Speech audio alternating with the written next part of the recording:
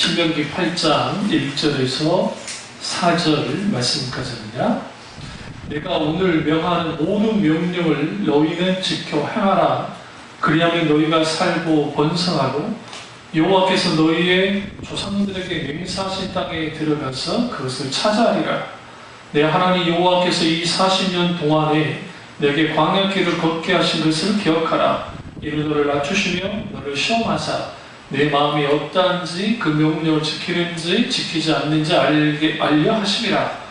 너는 낮추시며 너를 줄이게 하시며 또 너로 알지 못하며 내 조상도 알지 못하던 만나를 내게 먹이신 것은 사람이 떡으로만 사는 것이 아니요 여호와 입에서 나오는 모든 말씀으로 사는 줄을 내가 알게 하려 하심이니라. 이 40년 동안에 내 의복이 헤어지지 아니하였고 내 말이 부르트지 아니하였느니라. 아멘.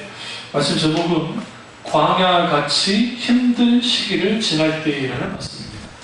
광야같이 힘든 시기를 지날 때라는 말씀으로 은혜를 나누려고 합니다. 우리가 하나님이 우리에게 각 인생에게 광야를 허락하십니다. 하나님이 광야를 허락하시는 이유는 우리를 고통받게 하고 우리를 힘들게 하려는 그 목적이 아니고 인생 자체가 곤고함과 또 힘들고 어려운 그 고단함을 갖고 있는 인생이기 때문에 그렇습니다. 각자의 광야를 걷다 보면 힘들고 지치게 됩니다. 하나님은 왜 나를 이렇게 사랑한다고 하면서 내게 그렇게 나를 위한다고 하시면서 내게 이러한 고통과 고난을 주시는가?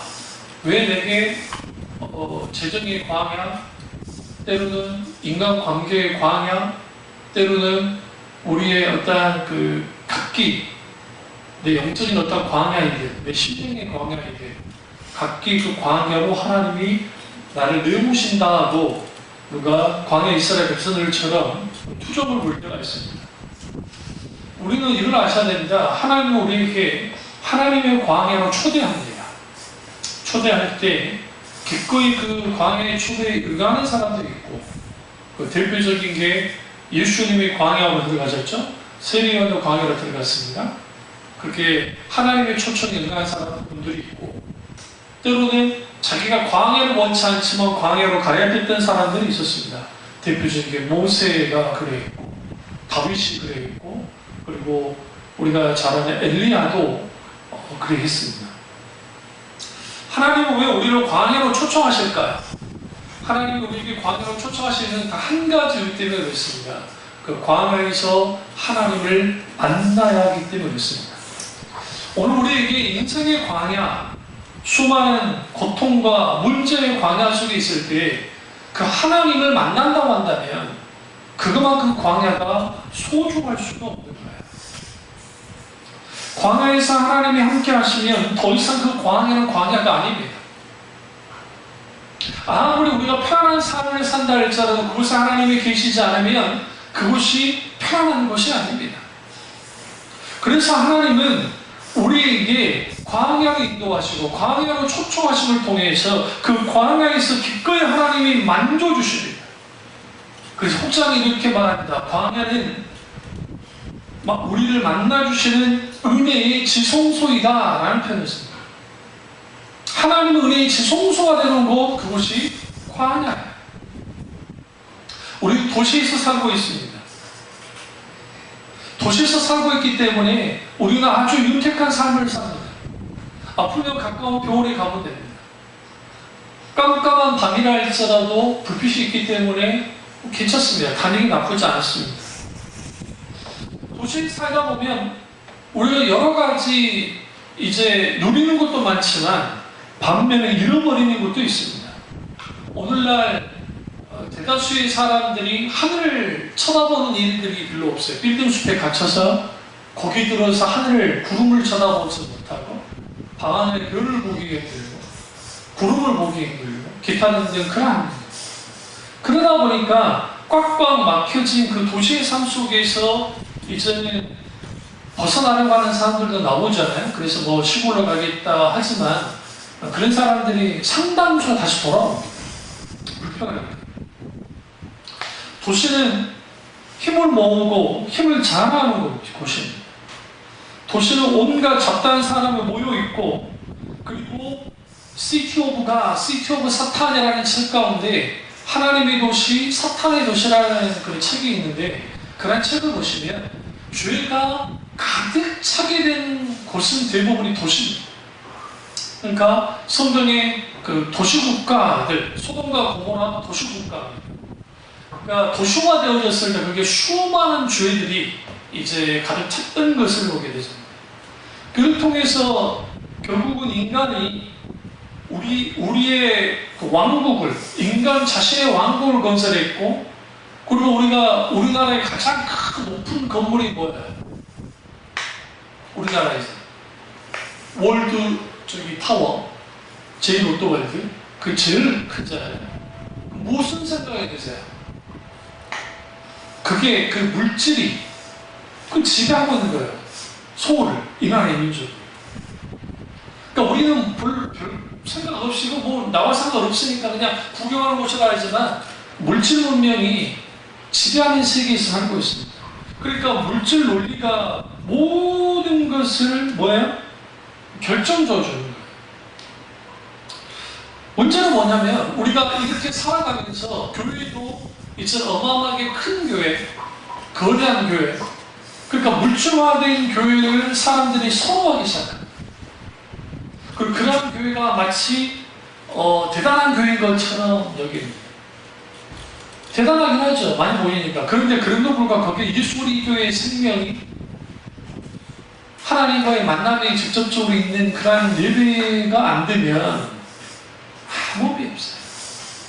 자, 유럽에 가서 느꼈던 게, 그 어마어마한 성당들을 봐도 거기에 하나님의 어떠한 임재고 어떠한 하나님의 놀라움이, 기름 부음도 느끼지 못했어요. 아니, 물론 건물이 주는 압도하는 게 있습니다. 건물이 주는 아름다움이 있습니다. 거기에 수많은 부조들과 그림들과 스테인드 글라스와, 그리고 거기에 있는 뭐 고딕 양식의 로마노 양식의 기타 등등 르네상스 양식의 그 건물들의 화려함과 아름다움이 있을지 모르지만, 전부 다 그곳에 계시를 하나님은 계시지 않다는 거예요. 왜요? 오늘날 너무나 많은 교인들이 하나님 앞에 고독으로 나가잖아요. 그러니까 우리는 하나님 앞에 1대1로 대면하는 그런 시간들이 필요한데 너무나 바빠요. 그러니까 하나님과 1대1로 대면하는 시간이 없는 거예요. 광야를 잃어버리는 것은 모든 것을 잃어버린 거랑 마찬가지입니다. 그래서 하나님은 오늘 우리에게 광야를 허락하십니다. 근데 사람들은 광야에 있지 않기를 원합니다. 그 TV 프로그램 중에 누구야, 차태현 씨나 그 사람 나온 거 잠깐 제가 본 게 있는데, 그게 사하라 사막을 횡단하는 것을 제가 봤습니다. 온도가 56도까지 올라가더라고요. 경험이 없으니까 호기롭게 저보다 한 10km 정도를 걸을 수 있겠지 않는데 절대로 못 걷습니다. 몇백 미터만 나아가도 머리가 핑 돌고, 그래서 이제 나무 그늘에서 해가 이제 떨어지기를 기다리고 한 4시까지 기다리는데 좀 약해질 때까지 누워있는데도 막 도는 거예요. 그것이 광야. 걸어갈 수가 없어요. 힘들고 어려워요.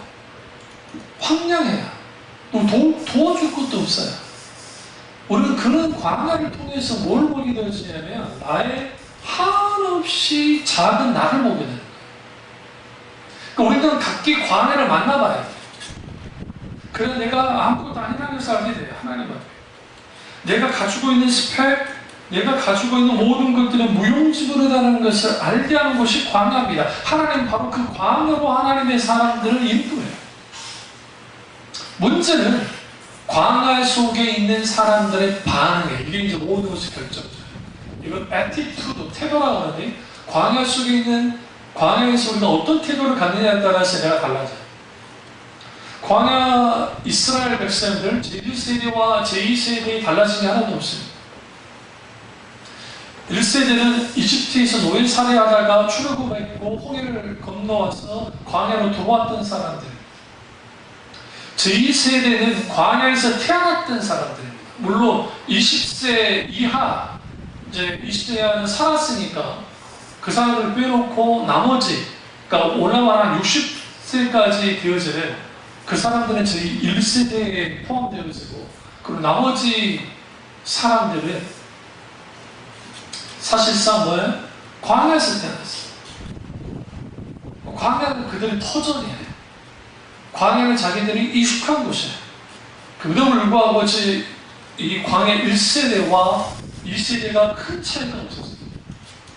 왜 그러느냐? 그 광야가 그들에게서 실질적으로 어떤 의미가 있었을까요?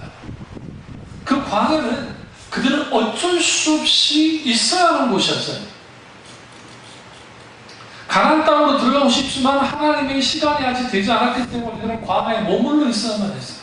그래서 우리가 광야 루트를 요즘은 하도 좋아져서 지도로 잘 해놓은 게 있는데 인터넷 들어가면 나오는데 보시면 왔던 거 또 돌고 왔던 거 또 돌고 계속 돌아요. 같은 곳으로 돌아요. 얼마나 지겹겠어요. 생각해보세요. 앞으로 나가는 것도 아니고 돌고 또 돌고 또 돌고 또 돌고 그럼 40년 왜 하나님은 그렇게 뺑뺑이를 돌게 했을까요? 그거예요. 더 이상 자기를 의지하지 않고 더 이상 내 힘으로 살아가지 않고 오직 하나님만으로 살아가기를, 진정한 하나님의 백성이 되기를 원해서 하나님은 광야를 허락했는데 그 광야에서 정작 광야에 놀라우신 하나님의 역사를 경험했죠. 뭐 물이 나는 기적, 만나가 내리는 기적, 불기둥과 구름기둥, 오늘 본문 말씀에는 신발이 헤어지지 않고 신발이 발이 부르트지 않고 의복이 헤어지지 않는 그런 놀라운 기적의 역사를 경험했음에도 불구하고 그들은 그 광야에서 인격되신 하나님으로 말미암아 살아가는 법을 배우지 않았고, 하나님 그분 앞에 온전히 내가 아무것도 아니라는 그 인식 속에서 하나님의 은혜만을 바라보면서 구하면서 살지 않았다. 그래서 오늘날 많은 사람들이 각기 자기 인생의 광야 가운데 살아갈 때에 그 광야 가운데에서 왜 지쳐버리냐면 내가 지금 이게 센 곳에 가는 것 같거든요. 모든 게 무의미한 것 같거든요. 이게 나가 싫거든요. 누가 고생한 걸 좋아하겠어요? 생각해보세요. 그러니까 그런 광야 속에서 그 광야라는 한정적 장소에 갇히는 거예요. 차태현 씨가 그 말하더라. 이 친구가 공황장애가 있는데 우리나라에 있을 때는 좀 괜찮은 편인데 외국 가면 마치 어항에 갇혀있는 것 같은 느낌이 든대요. 그것이 뭐 아무리 대단한 곳이라 했죠. 그러니까 더더군다나 사막에 가니까 더 커지는 거예요. 이 공황장애. 왜? 그건 굉장히 극단적이잖아요, 환경이. 그걸 잘 이겨내더라고요. 약을 먹으면서 이겨내는 것 같은데, 이겨내더라고요. 그러니까, 왜 그 친구가 그런 거 알면서 갔을까? 극복하고 싶어 하는 거예요, 지금요. 극복하고 싶어서 근데 뛰어드는 거 아닙니까? 그 마음의 병이라는 공황장애 속에 있으니까. 많은 사람들이 소위 말하는 자기 광야 속에 스스로를 갇히게 합니다. 그러니까 광야 자체가 문제가 아니에요. 광야가 힘들고 어려운 곳이니까, 광야가 척박한 곳이니까 문제가 있는 것이 아니라 광야 가운데 하나님이 함께하지 않으니까 문제예요. 하나님 함께함에도 불구하고. 그러니까 지금 그 스텝들도 있고 그 연예인들이 같이 가는데 그게 누가 같이 가냐면 베두인들이 같이 따라다녀요. 낙타를 같이 개령해가지고 혹시라도 급박한 상황이면 그분들 개입해서 이제 해주고, 그거는 너무너무 뜨겁게 하기 때문에 차가 들어오지도 못해요. 사는 차가 그 포크 하나요. 그러니까 낙타로만 들어갈 수가 있죠. 그러니까 그런 곳에 전문가가 같이 이제 인솔하면서 있어요. 그러니까 아무리 광야라 할지라도 하나님이 계십니다. 베두인족들이 거기 베두인족들 사라 사막이 있는데 이 물을 찾을 때 어떻게 찾느냐? 놀랍게도 뭘 보고 찾는 게 아니에요. 조상 때부터 아버지 또 아들의 이르기까지 계속 데리고 다녀요. 처음에 집에 있으면 집으로부터 조금 가까운 거리를, 그 다음에 좀 더 먼 거리를, 그리고 좀 더 먼 거리를, 그리고 이제는 며칠씩 있는 거리까지 나가게 해요. 그리고 물을 찾는 법을 가르쳐요. 거기서 거짓말처럼 GPS도 없고 뭐도 없는데 알아서 가서 찾아요. 그래서 그 사람들은 광야를 할지라도 뭐 하잖아요? 물이 없어서 죽지 않아요. 오아시스를 찾으니까. 하나님이 우리의 광야 가운데 우리가 광야로 인도하시고, 광야에서 우리를 때로는 훈련시키고, 때로는 광야의 고통 가운데 허락하신 이유는 뭐냐면, 하나님으로만 살 수밖에 없는 나인 것을 알도록 하고 있어요. 그리고 우리는 우리의 능력과 우리의 힘과 우리의 몸각을 가지고 살아가려고 하죠. 이게 문제입니다. 성경은 하나님의 사람들이, 많은 사람들이 광야를 경험했습니다. 근데 그 광야를 통과함을 통해서 그들이 달라졌어요. 바뀌어졌어요. 왜 광야가 필요할까요? 신명기 8장 전체를 읽어보면 광야를 통과하지 않고서는 가나안 땅에 들어가는 것이 매우 위험하기 때문이에요. 뭐가 위험하냐? 교만해지기 때문에. 왜? 자기 힘으로 다 될 거라고 생각합니다. 그러니까 하나님이 왜 40년 동안 광야의 이스라엘 백성들을 계속 훈련시켰느냐? 그들의 교만을 꺾는 거예요. 계속. 그들의 고집과 아집을 꺾는 거예요. 우리 가운데 있는 이 광야는, 하나님 왜 내게 이런 광야를 허락하실까? 결국은 우리의 고집과 아집과 교만을 꺾어서 하나님이 원하는 하나님의 백성이 되도록 하기 위해서요. 교만이 뭡니까? 목에 기부스한 겁니까?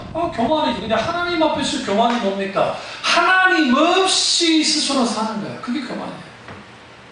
아담과 하와가 그들이 선악과를 따먹은 통해서 하나님처럼 되어 있죠. 그전에는 하나님만을 의지하고 하나님에 속해서 하나님의 다스림 속에 살았던 아담과 하와가 이제는 하나님 다스림 필요 없고 나 혼자 살게요. 내 스스로 살게요. 그렇게 하면서 그들이 선악과를 따먹었어요. 그게 교만이에요. 하나님 아닌 자신을 높이는 것, 하나님 아닌 자기를 의지하는 것, 그것이 교만이고, 결국은 그 하나님을, 이 교만이, 하나님을 향한 교만이 하나님을 향한 대적으로 하게 돼 있어요. 왜 하나님이 사람의 교만을 이렇게 엄격하게 다루시느냐? 교만해지는 순간 하나님도 누구도 보이지 않아요. 왜 이백이시라든지 조연아라든지 조현민이가 왜 그런 갑질을 할까요? 교만하기 때문에. 교만하지 않아요. 근데 왜 교만하지? 교만해질만 해요. 돈이 많으니까. 그 사람들이 다 자기들 앞에서 뭐예요? 굽신거리잖아요. 응? 그러잖아요.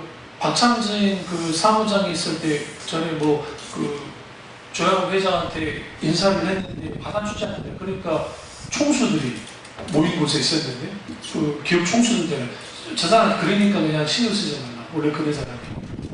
같은 재벌들 눈에 봐도 아주 교만한 사람을 쳐줘. 그럼 교만함이 암화문이 돼요. 그러니까 그럼 왜 교만해질까요? 자신이 어떤 존재를 알지 못해서 그래요. 그러니까 워런 버핏이라고 하는 분이 왜 존경을 받냐면, 그분의 그 집이 우리로 말하면 한 35평 정도의 아파트에서 살아요. 워런 버핏이 투자가로서 엄청난 부자입니다. 우리가 상상할 수 없는 부자예요. 수십 개를 갖고 있어요. 근데 그분이 타고 다니는 자동차가 어떤 차냐? 예전에 탔던 10년 이상 된 자동차를 타오니까 따님이 그런 거예요. 아빠 창피해 죽겠으니까 좀 차 좀 바꾸라. 그분 정도 되면 람보르기니 그런 차 껌이야, 껌. 그분에게 있어서 10억이 우리에게 있어서 그러니까 우리가 생각하는 뭐 100만 원도 안 될 정도의 돈일 수 있어요. 그만큼 돈이 많기 때문에 다 쓰고도 못 죽어요. 그런 돈을 갖고 있어요. 근데 그분이 참 대단한 말을 했는데 뭐라 했냐, 나의 행복은 돈이 많고 적음에서 결정되지 않는다는 거예요. 나는 이렇게 사는 게 좋다. 뭐 궁색하게 산다는 게 아니라 나 이거 누리면 산다. 그분하고 식사 함께 하려면 1억 5천만 원 정도를 줘야 식사 함께 하면서 자본을 두를 수 있는데 그 돈 가지고 뭐 하느냐? 사람들 돈 문제 쓰는 거예요. 교만해지지 않죠. 그러니까 오늘날 우리가 왜 교만해지느냐? 하나님이 안 보여서 그래요. 내 눈앞에 하나님이 안 보여요. 하나님을 망각하기 때문에. 인간은 하나님을 망각할 때 인간은 쉽게 교만해집니다. 자신의 능력을 자랑하고 자기가 가지고 있는 것을 자랑하게 돼 있어요. 이것을 주님이 경계하기 위해서, 이것을 깨뜨리기 위해서 하나님 어떻게 하느냐? 광야를 허락하는 거예요. 그래서 목이 곧은 백성들을 하나님이 다루실 때, 물론 모든 하나님의 사람들은 광야로 인도해요. 하나님께서 광야를 통과하게 해요. 근데 온통 이스라엘 백성들의 관심은 광야와 광야에 함께 하신 하나님께 관심이 있는 것이 아니라 그들의 관심은 온통이 광야에 벗어나는 데만 가지고 있어요. 우리가 어떤 문제를 만났을 때 왜 많은 사람들이 문제에 허우적거리고 문제에 더 깊이 빠져드냐면 빨리 문제로부터 벗어나려고 하니까 그래요. 늪에 빠졌을 때 사람들이 왜 빠져나오지 못하느냐? 늪에 딱 빠졌을 때 막 허우적거리고 더 깊이 빠져.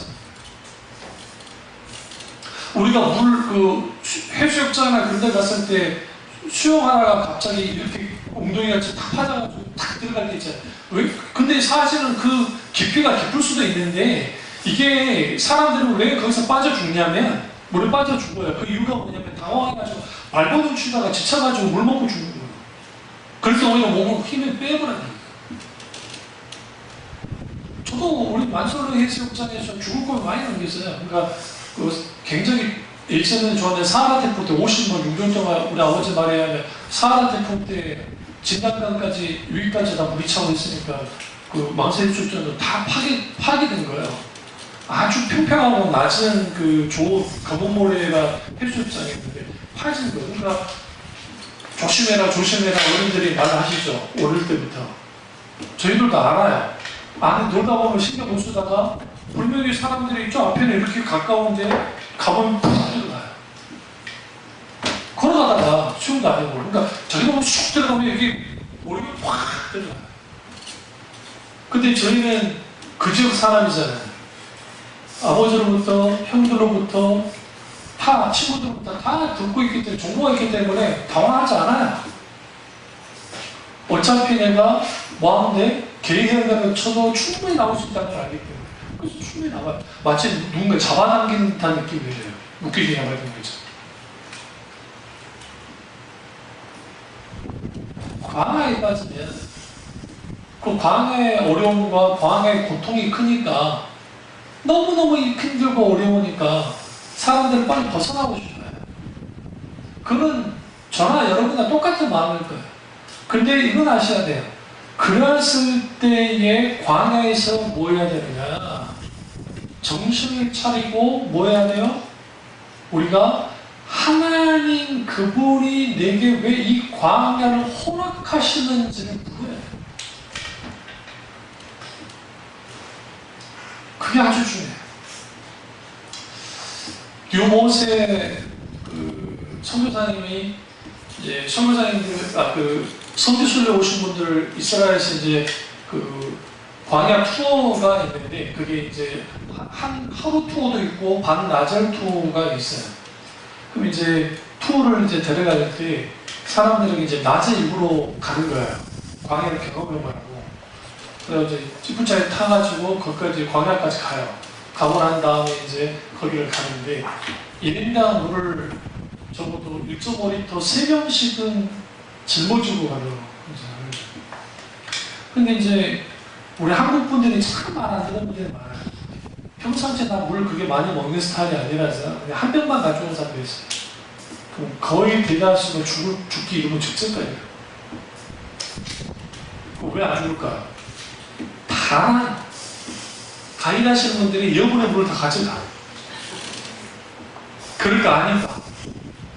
그래가지고 죽을 뻔하는 거야. 근데 불과 그게 여러분 생각에 목 타오르는 게 그게 딱 들어가자마자 10분 정도 되면 숨이 턱 막혀요. 10분도 안 돼요. 차에 내려가고 10분도 안 돼요. 그러니까 우리가 동남아 같은 데 가보면 막 턱 막히지만 그거는 될 것도 아니게 사막기후 자체가 이게 우리 상상을 초월해요. 그런 광야에 이스라엘 백성들이 있었다고 생각하면 돼요. 어떤 목사님 말 맞다나 한국 사람들 같았으면 바로 그냥 돌아갔다고 이집트로 돌아갔을 거예요. 한국 사람한테. 이스라엘 백성들에 대한 대비가 40년 동안 부르고 있던 거예요. 물론 구름기둥과 불기둥으로 막아주셨으니까 그게 가능하긴 했지만 그런 거예요. 쉽지 않죠. 광야는 쉽지 않습니다. 그리고 광야에서 가장 무서운 게 뭐냐면 광야에서 발버둥 치는 거예요. 신기루가 보이거든요. 신기루가 왜 보이냐면 하늘이 푸렇잖아요. 그러니까 멀리서 이게 아른아른하는 거리면 그게 꼭 물결치는 것 같아요. 그래서 사람들이 왜 죽냐면 딱 보니까 물이 있는 것 같거든요. 그러니까 막 가는데 막상 그 자리에 가면 물이 없으니까 그게 좌절하는 거예요. 그래서 거기서 죽는 거예요. 신구루 현상은 이게 과학 현상이 그냥 물리적 현상에 들어가요. 근데 그런 현상이 나죠. 그러니까 우리가 광야에서는 모든 초점을 어디에 맞춰야 돼요? 하나님께만 맞춰야 돼요. 그러니까 그 훈련을 시키시는 거예요. 이렇게 해봐도 안 되고 저렇게 해봐도 안 된다고 알리하도록 하기 위해서 주님이 뭐 하느냐? 광야를 허락하십니다.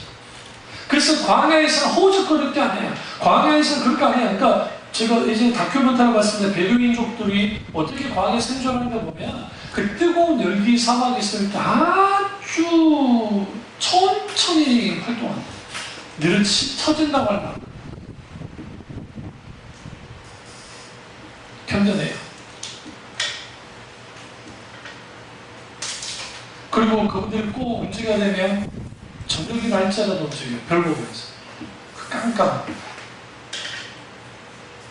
그러니까 우리가 하나님 앞에 나의 광야 가운데 있게 되지 너무 힘들고 어렵고 답답하고 빨리 벗어나고 싶고 그러니까 탈출구로 사람들이 뭘 찾아요? 여행을 가고 뭐 맛있는 음식을 먹고 일탈적 행동을 하고 술을 잔뜩 마시고 한단 말이야. 그 중에 가장 건전한 것은 여행이에요. 근데 이제 중요한 건 뭐냐면 그게 탈출구로 그 여행 가도 그 여행 갔을 때만 좋지 갔다 오면 똑같아요. 안 간 것만 낫긴 해요. 그래도 마음의 여유감을 주니까. 그러나 그것이 해결 방법은 안 돼요. 실제.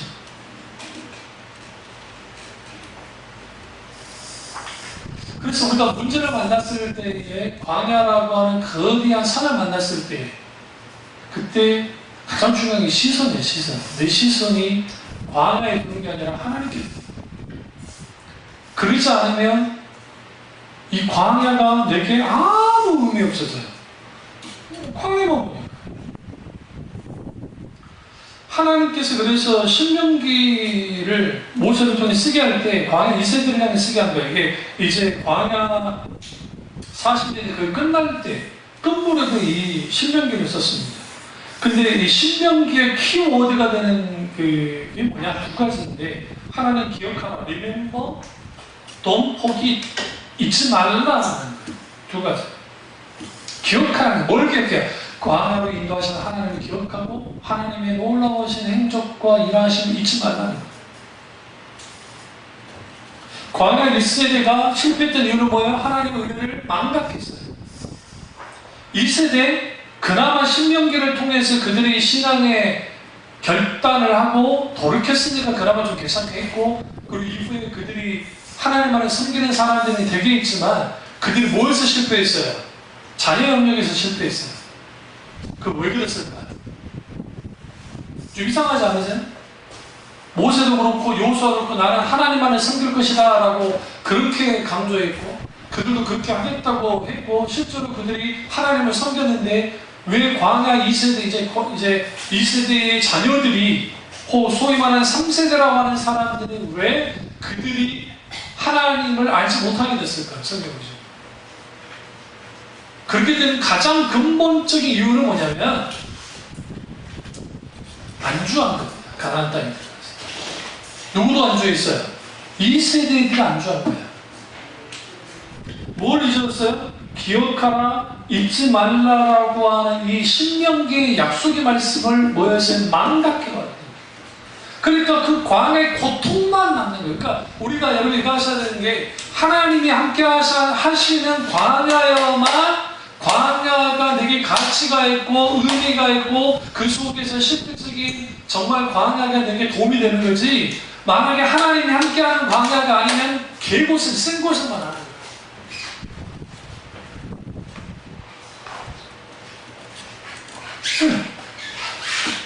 그 광야가 언제나 우리에게 뭐여져요? 최악의 순간으로 끌고 나가는 거예요. 그러니까 하나님이 붙들어 주지 않으시면 떨어질 수밖에 없는 매우 절박한 순간까지 가게 되어지는 곳이 광야예요. 광야에서 물 마실 때 어떻게 마셔야 될까요? 벌컥벌컥 마셔야 될까요? 그럼 멈춰 앉으세요. 물을 머금고 서서히 집어내요. 그래 촉촉이 적셔져요.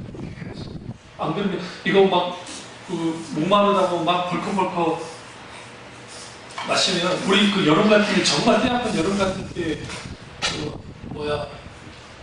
시원한 생수 하나 사가지고 막 들이키면 그런 피할 곳이 많으니까 그렇지 물이 정말 없는 곳에 가면 그걸 조금씩 마시면서 적셔주면서 계속 그래야 물을 나누기가 저도 어떻게 하냐고요? 베어 그릴스 나의 선생님이 알려주세요. 베어 그릴스가 그걸 시원해줘. 그 탐험가이고 그 생존 그 전문가. 광야는 바로 그런 곳이에요. 뭐든지 하나라도 낭비할 수 있는 곳이 아니에요. 광야의 시험을 통과하지 못하고 우리는 더 절박한 가운데 있어요. 그러니까 많은 사람들이 이거예요. 거의 대부분이 비슷하고 같은 문제에 넘어져요. 비슷한 상황에 시험들어요. 왜 그런 줄 아세요?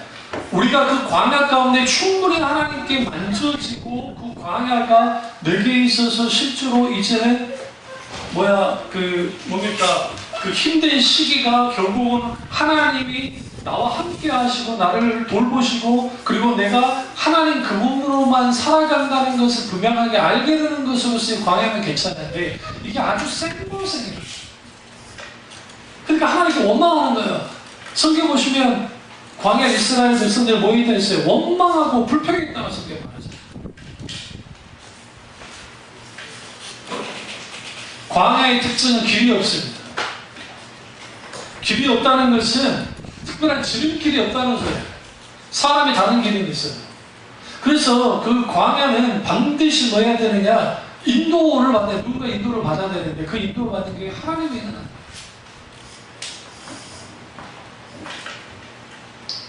그래서 우리가 이거 있죠. 많은 사람들이 어떤 문제를 만났을 때 그게 내가 아픈 것이든 뭐 어떤 것이든 그게 내가 아픈 게 가장 큰 거예요. 남의 아픈 거예요. 정말로. 그러니까 그 사람과 될 수 없을 만큼의 아픔이 있어도 내가 아픈 게 더 아파요. 왜? 인간은 기본적으로 자기중심적이기 때문에 그게 있어요. 그래서 여러분 우리는 광야에서 하나님의 광야 레슨을 받아야 돼요. 훈련을 받아야 돼요. 어떤 훈련을 받아야 돼요? 아무도 나를 도울 수 없고 나 혼자 살아갈 수 없는 광야에서 내가 의지할 수 없는 전혀 없는 그런 광야 가운데 내가 뭐 해야 돼요? 내팽개쳐졌으니까 거기서 신세 한탄하고 내가 죽겠네, 내가 힘드네, 어쩌네 자기 연민에 빠져서 그렇게 있을 게 아니라 내가 죽었으니 내가 힘들고 어려우니까 내가 고통스러우니까 내가 두 손 두 발 다 들고 주님만을 뭐 해야 돼요? 바라봐야 돼요. 어떤 사람들이 예수님 신앙생활에서 미련한 사람들이냐, 영적으로 침체되어지고 영적으로 문제가 생기고 눌림이 있고 어려움이 있고 고난 중에 있는데 하나님 앞에 즉각 나아가서 울부짖지 않는 사람들이에요. 저는 그런 사람들을 제가 목회하면서 내가 또 사역하면서 너무나 많이 봤어요. 그러니까 늘 꼬리표처럼 비슷한 문제, 비슷한 상황, 비슷한 어떤 것을 통해서 계속 그 짓눌리고 묶여요. 그게 광야가, 그런 광야 속에 있게 되어지면 숨이 턱턱 막혀요. 그 숨이 턱턱 막히게 되면 사람들이 뭐 하게 되냐면 일탈적인 행동들을 해요. 어떤 사람들은, 그러니까 믿음이 약한 사람은 술로 그냥 해서 해결해버리고, 어떤 사람들은 기타 등등 자기 어떠한 것을 통해서 아주 깊은 내면의 그 어둠 속에 들어가요. 그러니까 수요일날 제가 갑자기 하나님에게 감동하신 것 중에 하나가 뭐냐면, 신앙의 깊은 어둠 속에 있을 때 무엇을 해야만 하는가라는 감동을 주셨어요. 그게 나타난 게 광야죠. 그 광야 같은 힘든 시간을 지날 때 중요한 게 뭘까요? 첫째로 환경 속에서 하나님이 책임지시는 것을 경험해야 돼요. 여러분이 다 아세요?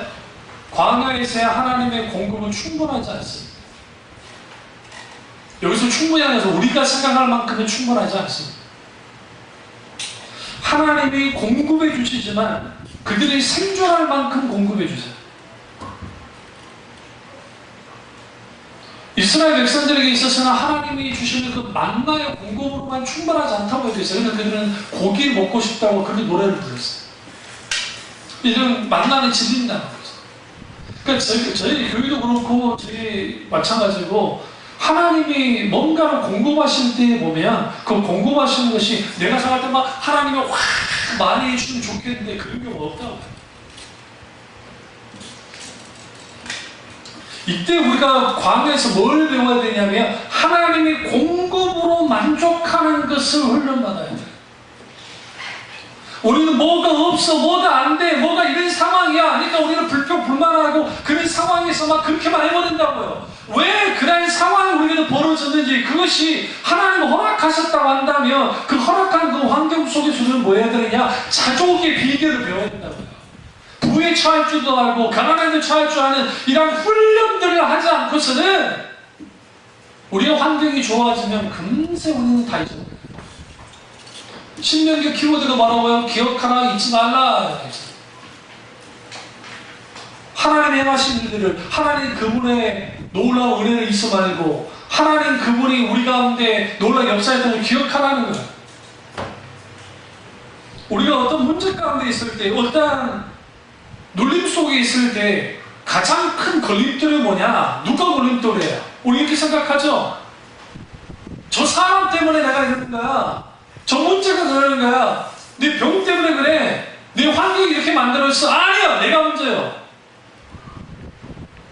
목사님 무슨 말 했어요? 나는 피해자. 아니요. 잘못된 그 자기 연민이 소위 말하는 어떻게 만들어내냐면 자기 연민 속에 자기에게 딱 들어오죠. 그러면 모든 화살을 밖으로 돌리든지 자기에게 돌리든지 막 하게 돼요. 그렇게 되어지면 뭐 하게 되냐면 하나님께로부터 고립되어져요. 광야가 문제가 아니에요. 우리에게는 지금 광야 가운데 하나님이 함께 하셨는데 함께하지 않는 게 문제예요. 하나님은 한 번도 함께하지 않은 적이 없는데도 불구하고 하나님이 나와 단절되는 분으로 만들어내는 거예요. 내가 밀어내기 때문에. 목사님 안 그러면 저도 그럴 때 있다니까요. 하나님을 내 광야에서 하나님을 밀어낼 때가 있다니까. 그러면 무슨 일이 벌어지냐? 심히 공고해져요. 곤란해져요. 아파요. 숨쉬기 힘들어요. 고통스러워요.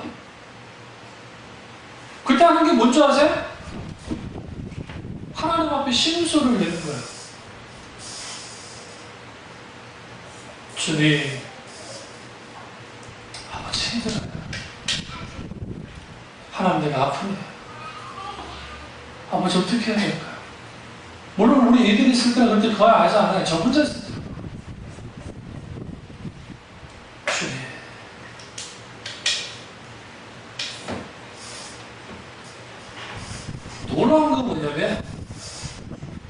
내 시선이 나를 향해 있다가 하나님을 향하기 시작할 때 그 광야가 어떤 것인지가 보여지게 돼요.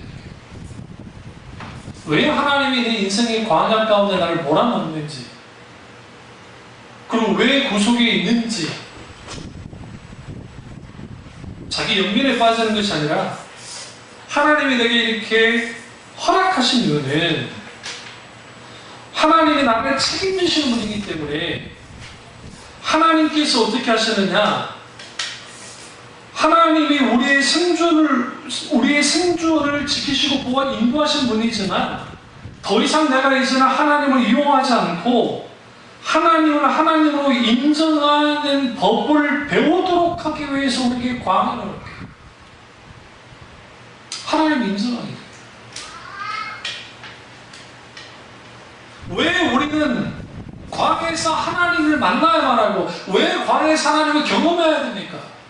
우리가 힘들고 어려울 때가 하나님을 만날 수 있는 적기예요. 그런데 왜 사람들이 하나님을 만나지 못하느냐? 그 이유는 하나는 뭐냐면 자기 연민 속에 만약 자기 스스로의 감옥에 갇혀서 속은 자기 스스로 벽을 쳐서 하나님께부터 떠나버리는 거예요. 이사야서에서 그래서 잘 말합니다. 이사야가 이렇게 말합니다. 내 백성이 담을 이렇게 만들기 시작했는데 앞에 담을 쌓았더니 옆에 담을 쌓고 그 다음에 뒤에 담을 쌓았다는 거예요. 내 백성이. 그들이 결국 위까지 닫아버리는 거예요. 스스로 갇혀버려요.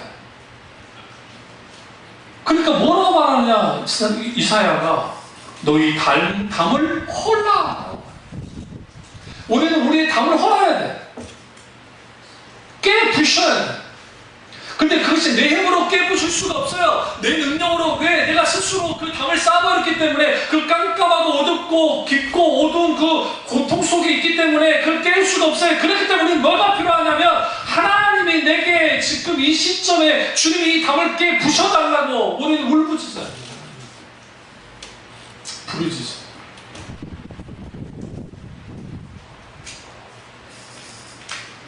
우리 광주 어머니가 그 힘들고 어려운 삶을 살 때 기도 안 했어요. 이게 굉장히 중요해요. 그래서 제가 그때 학생 때, 그때 누구도 기도를 많이 할 때니까 어머니한테 그랬죠. 제가 그 어머니가 살기는 제가 하나님한테 부르짖고 기도해야 돼요. 그러니까 삶의 무게, 소위 말하는 남편이라고 하는 사람이 몇 때리죠.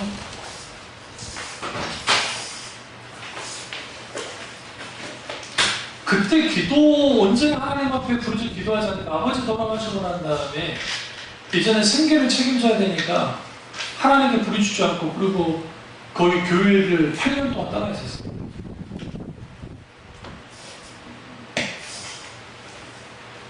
왜? 먹고 살아야 되니까 주일 성수 하고는 먹고 살 수가 없게 되는 상황이 되는 것 같으니까 그랬죠. 우리가 굶어 죽더라도 주일 성수해라고. 안 되면 내가 신문 배달을 할 테니까 그러지 말라고. 뭐라고 그랬다고요. 그래서 밤마다 울어.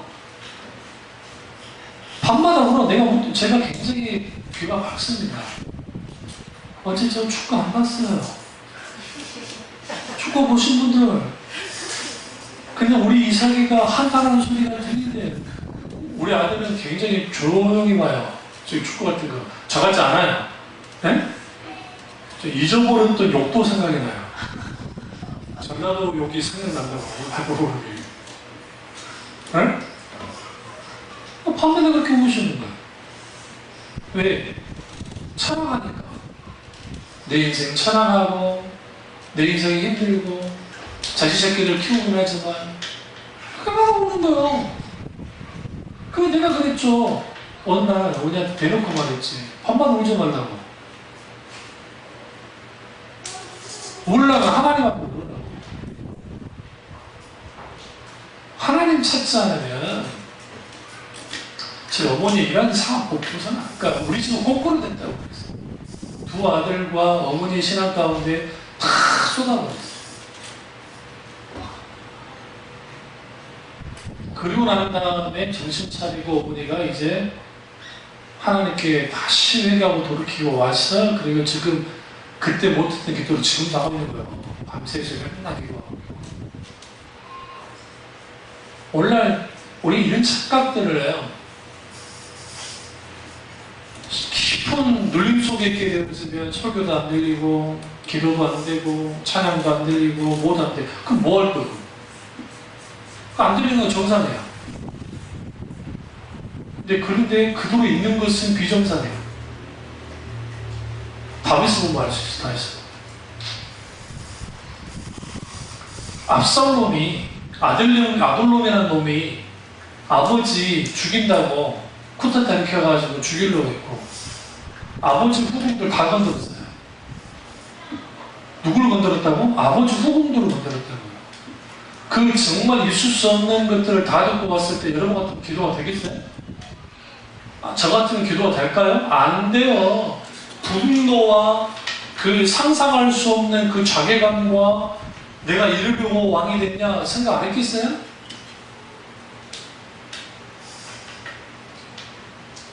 근데 시편을 보시면 그가 울부짖어요. 짐승처럼 울어요. 하나님. 짐승처럼. 우리의 각기 광야가 있을 때 하나님의 광야가 우리 가운데 있게 되어서는 이 말씀은 수요 아침에 갑자기 하나님의 감동이 막 있어가지고 설교를 하는 거예요. 무슨 이유인 줄 모르지만 근데 그런 이 깊은 어두움의 눌림 속에 있게 될 때에 그 눌림이 결코 우리에게 손해나는 것은 아니에요. 왠지 아세요? 그 눌림이 크면 클수록 하나님 은혜도 커요. 사실 그렇게 없으면 좋겠지. 그래서 하나님 우리에게 뭘 허락하시느냐? 광야를 허락하시는데 광야같이 힘든 시기를 지날 때 환경 속에서 하나님이 책임지는 것을 경험하도록 했어요. 근데 광야는 역설적이게도 하나님 외에 경험할 수 있는 게 하나도 없어요. 오직 하나님만을 경험할 수 있는 좋은 환경이에요.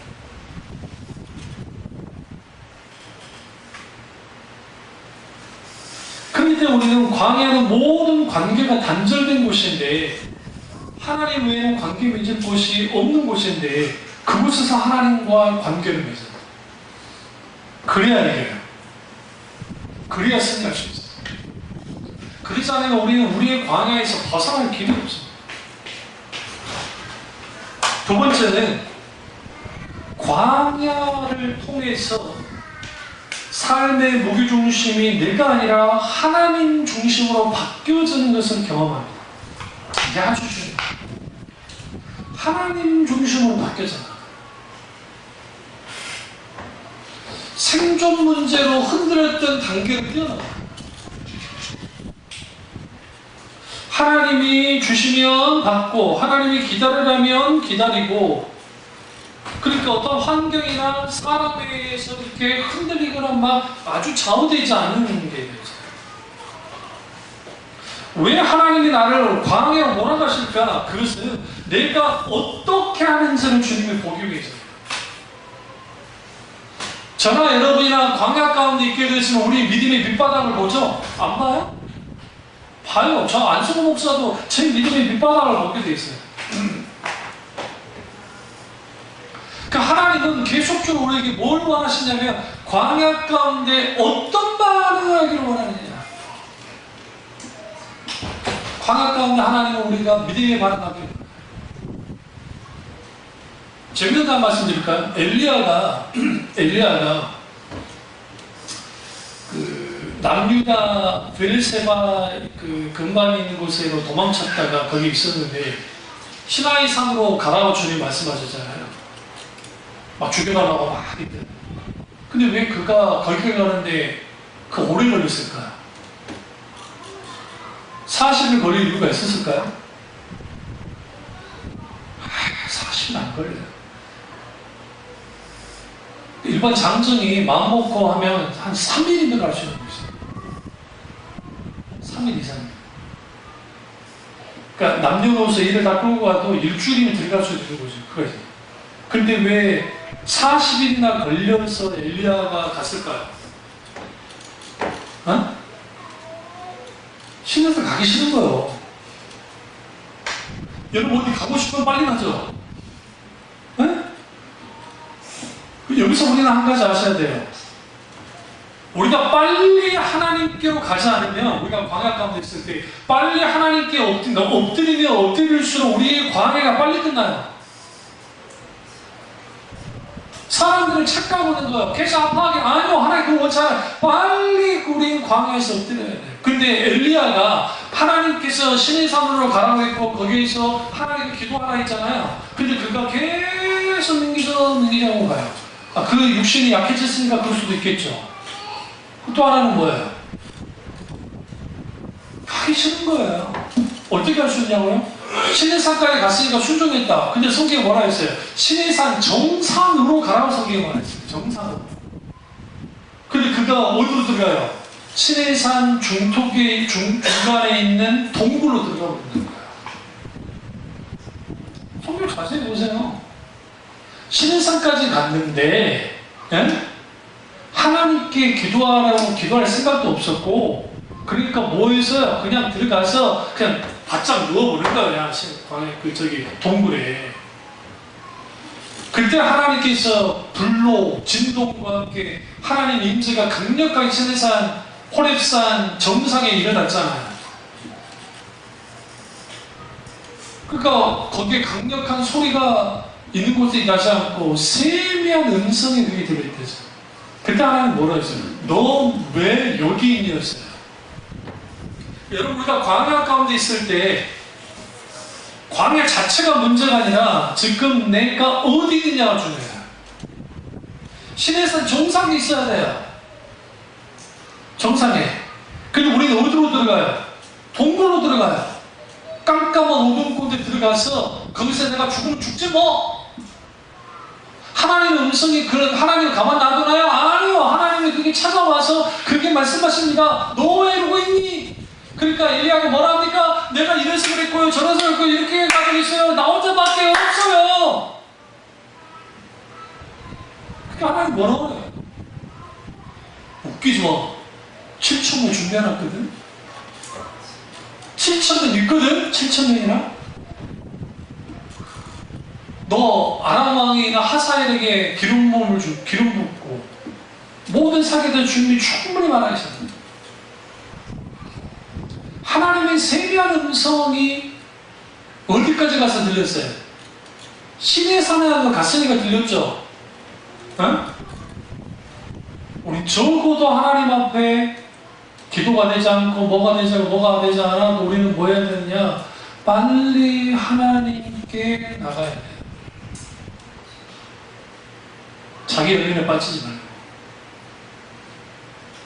자기 눌림 속에 머물지 말고, 온순한 사탄만 좋아해요. 우리 어머니처럼 그 엄청난 시행착오가 많은데 그 아들들의 조언을 무시하고 목사님의 조언을 무시했던 그 어머니가 아주 세상 사는 사람처럼 됐어요. 한 번은 포도주를 몰래 먹고 왔다고 하는데 엄청난 mon이 났습니다. 술 한잔 마시는 게 뭐가 문제냐는 거예요. 나 대놓고 말했지. 내가 한번 고주망태 한번 해볼까? 한번 내가 게이절 한번 해볼까? 그러면 한번? 안병학 씨처럼 한번 해볼까?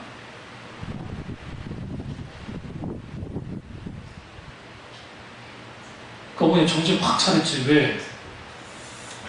술주정뱅이 애비 밑에 있던 아들이 협박한 거예요. 그러지 말라고. 내가 내 눈으로 두고 볼 수가 없으니까. 왜 그런 것까지 가보는 줄 아세요?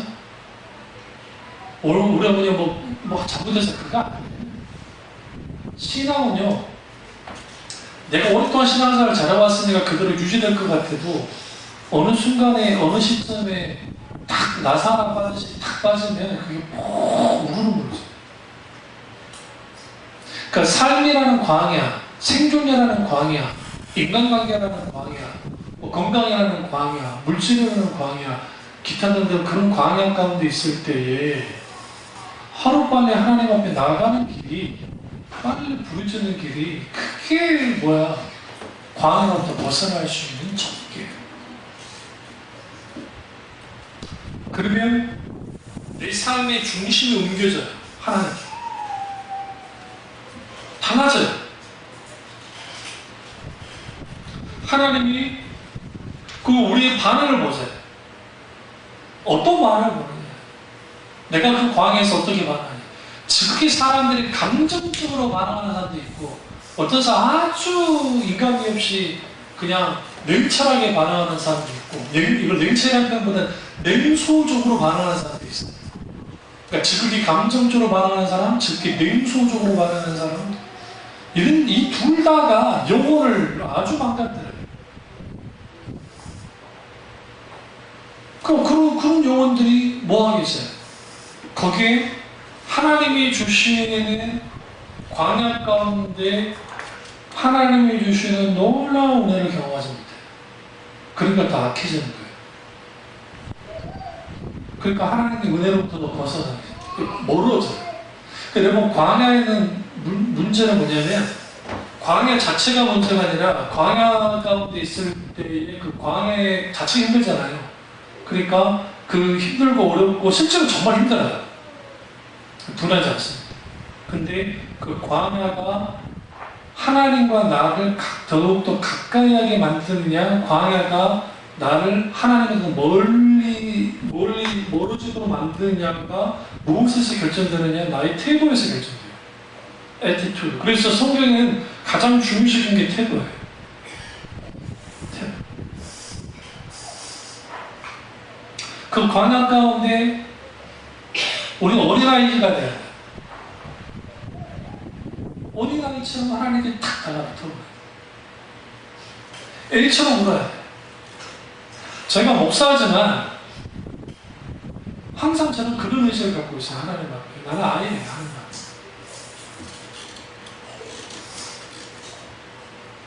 그러니까 죽을 것 같이 아플 때, 지금 많이 좀 통과하긴 했지만, 전 바로 죽을 것 같았어요. 내가 여러분들에게 자주 말하지 않지만, 안 했지만, 정말 죽을 것 같이 아팠어요. 그 병 자체도 그랬고, 거기도 우울감도 오고 하니까 같이. 근데 죽을 것 같아. 숨이 막히고. 누구한테 말할 수도 없고.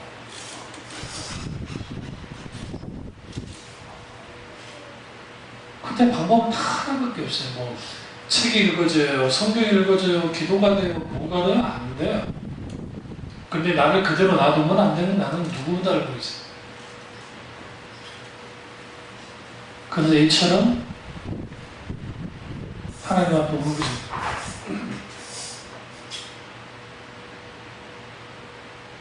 놀라운 건 뭐냐면, 놀랍게 하나님이 만지기 시작해요. 내 영혼을 만지고, 내 상황은 바뀐 게 하나도 없어. 난 아픈 거 그대로예요. 그러니 내가 맡게 되죠. 우리 이렇게 기도하죠. 하나님 환경 좀 바꿔주세요. 하나님 이렇게 말하는데 네가 바꿔라. 환경이 바뀌기 전에 하나님이 요구하는 것은 그 사람이 먼저 바뀌는 거예요. 이게 신앙의 법칙이에요. 그래서 하나님은 그 사람을 먼저 바꿔요. 그러니까 광주 어머니가, 그러니까 우리 아버지 살아계실 때 나이를 썼을 때 뭐 그런 때 하나님께 충분히 나와서 기도하지 않고 승리를 못했기 때문에 아버지 돌아가셔도 똑같이 그러더라고요. 난 그걸 너무나도 정확하게 봐요. 그래서 여러분이 힘든 어려운 상황, 뭐 여러 가지 그 직장의 문제이든 뭐 관계의 문제이든 어떤 것이든 그런 게 있잖아요. 그런 게 있을 때에 지금 우리가 기도하면서 하나님 앞에 조금이라도 승리해 나가야 환경이 좋아져도 우리는 그렇게 전철을 밟지 않아요. 전철을 밟지 않아요. 그래서 그래서 우리의 주어진 광야가 결코 우리에게 나쁜 게 아니에요. 세 번째는 광야에서 훈련받아야 돼요. 마음껏 훈련받으셔야 돼요. 광야에서 하나님 날개 아래 숨는 훈련해야 돼요. 오늘 본문에서 줄이게 하시고 낮추시고 막 그럴 때 있잖아요. 그러니까 그런 광야예요. 그러니까 하나님 그 광야를 통해서 우리 안에 있는 많은 거품을 제거하세요. 우리 안에 있는 허영심, 우리 안에 있는 교만, 우리 안에 있는 자괴감, 자존감의 낮아짐 이런 것들 다 하나님 만지는 거죠. 그렇게 하나님이 우리에게 광야에서 훈련을 하시는데 문제는 이런 광야의 훈련을 통과하지 못하면 전문용어로 개고생, 생고생 이게 뭐지? 제가 운동을 그렇게 많이 하는 사람은 아닌데 산이나 경사 올라갈 때에 잘 올라가요. 제 나이 또래에 비해서. 그럴 수밖에 없는 게 제가 어릴 때부터 산으로 들로 막 그렇게 학교도 안 가고 그렇게 뛰어다녔던 사람이라 산을 올라갔을 때도 어느 정도 되면 이 부분이 어느 정도 높이고 조금만 가면 정상에 나온다면 다 알아요. 그게 그냥 보면 알아요. 나무를 보고 위에 보면은 알아요. 능선을 이렇게 따라갈 때 일반 한 산을 탄 게 아니라 저희 같은 경우는 능선 따라가지고 산을 움직이면서 걷기 때문에 그러니까 길어요. 굉장히 길게. 산 자체는 높지 않은데 그러니까 어쩌다 한 번씩 가다 보면 우리가 아예 모르는 동네에 멘붕 와요. 내려가서 방법 하나밖에 없어. 다시 들어 올라가가지고 또 내려가요. 그 어릴 때 그 채집되어진 그런 것들이 우리 목사님들이랑 산 한 번만 가고 할 때 나 운동 안 한 거 아니까 콧방귀 끼거든요. 아니 너 안목사 어때 갈까 나 못 갈 거야. 근데 내가 잘 가는 일이 없고 웬일이 되니까 너 하고 있어. 너 하고 있다. 그런 것처럼 우리가 하나님 앞에 훈련받는 그게 우리가 같은 실수를 반복하고 같은 말 하는 이유가 뭐냐면 그 광야에서 훈련되잖아요. 다음 주에도 아니면 오후 예배 되니까 좀 더 이어서 말씀 나누도록 하겠습니다. 기도하겠습니다. 기도하실 때 하나님 내 광야에서